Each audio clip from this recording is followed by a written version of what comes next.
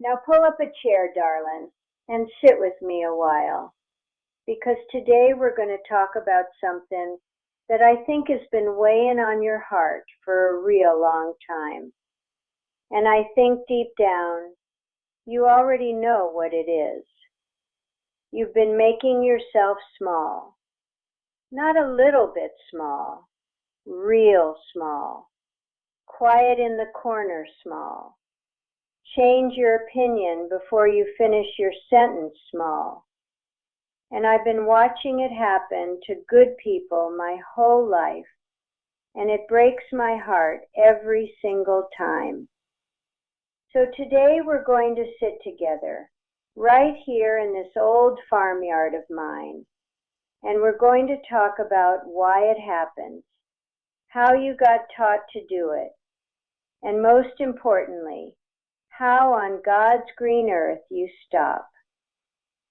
Now, first things first, I need to tell you something I believe with every bone in this old body of mine. You were not born small. Go look at a baby sometime, sweetheart. They come into this world hollering. They don't apologize for being hungry. They don't whisper their needs so they don't bother nobody. They scream, they reach, they grab at everything in front of them with both hands, because they know at the deepest level that they belong here, that they have a right to be here, that they deserve to be fed and held and loved. And then, little by little, somebody starts teaching them different. Maybe it was a parent who said, "Hush now, don't make a fuss." Maybe it was a teacher who made you feel foolish for raising your hand.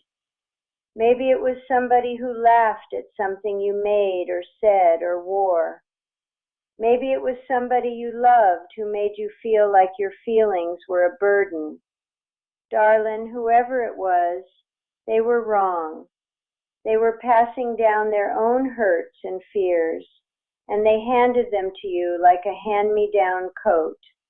And you put it on because you were little and you trusted them.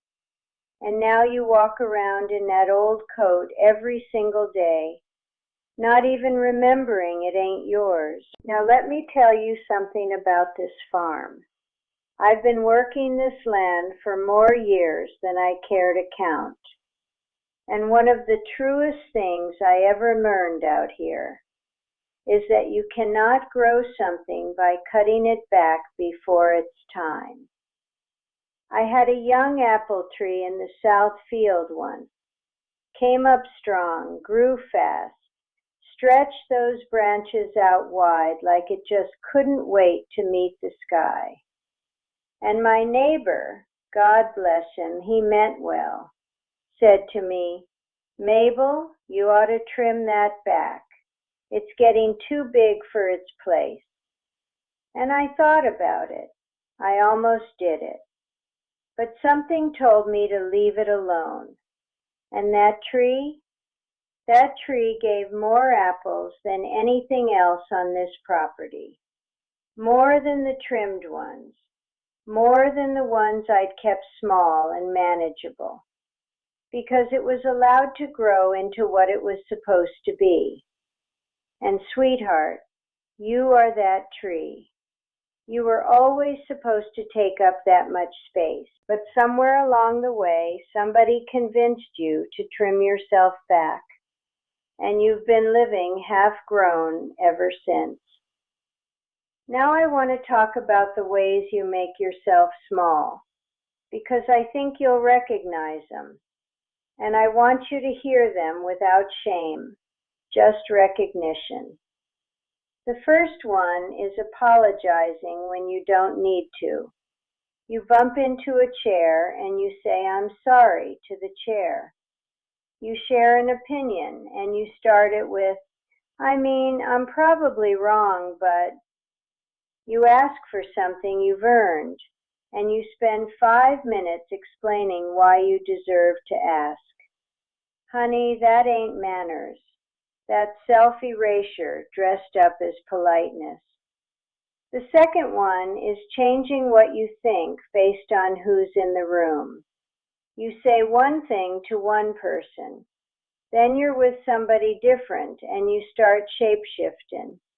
Not because you're a liar, but because somewhere inside you learned that your real opinions weren't safe, that who you really are might be too much. The third one is dimming your own joy. Something good happens to you, and instead of just being happy about it, you downplay it, you minimize it. Oh, it's not that big of a deal. I just got lucky, really. You're so afraid of outshining somebody or making somebody feel bad that you steal the celebration from yourself before anyone else can. And the fourth one, darling, this one's the one that gets me right in the chest. You stay quiet when someone hurts you. You don't speak up. You go home and you stew on it. You tell yourself it wasn't worth the trouble. And maybe you even convince yourself it was your fault. Now listen here. All four of these things, they feel like kindness to others, but they are a quiet cruelty to yourself. Every time you make yourself smaller than you are, my friend, you are teaching the people around you what you think you're worth. And if you keep teaching them you're worth nothing, they'll learn that lesson real well. Now, I don't say that to make you feel bad.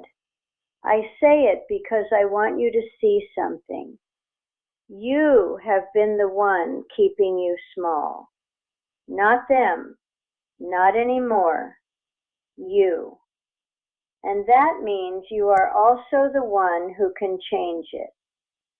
So let's talk about how. Because this ain't just a talk about feelings. Out here on the farm, we don't just sit around naming our problems. We fix them.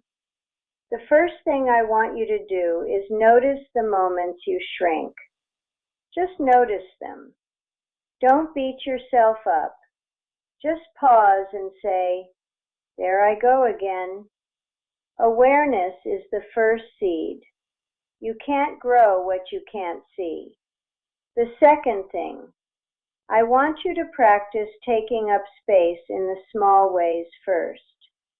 Let yourself take the last biscuit if you want it. Finish your sentence even if someone tries to talk over you.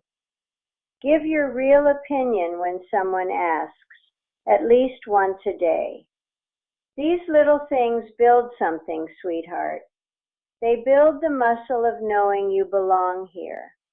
The third thing, and this one's important, start paying attention to who in your life makes you feel like you gotta shrink. Because some people, not all people, but some, need you small because it makes them feel big. And I want you to love those people from a good distance. You can wish somebody well without letting them clip your branches. On this farm, we always knew which ground was good for growing, and we planted accordingly. You can do the same with the people in your life. And the fourth thing, this is the one that changes everything. I need you to stop waiting for permission. Permission to be happy. Permission to take up space. Permission to have your full life. Sweetheart, nobody's coming to give you that. The permission was yours the whole time. You were born with it. Every single morning the sun comes up on this land. It doesn't ask anybody if it's okay to shine. It just rises. It fills the whole sky, and the world is better for it. That is what you were made to do. So rise, darling. Take your space. Speak your piece. Grow tall, because the world needs the version of you that stopped apologizing for being alive. Now I want to hear from you, sweetheart. Tell me down in the comments, what's one thing you've been holding back that you're ready to let yourself have? I read every single one. Every single one. I'll be back soon, darling. You take good care of yourself now.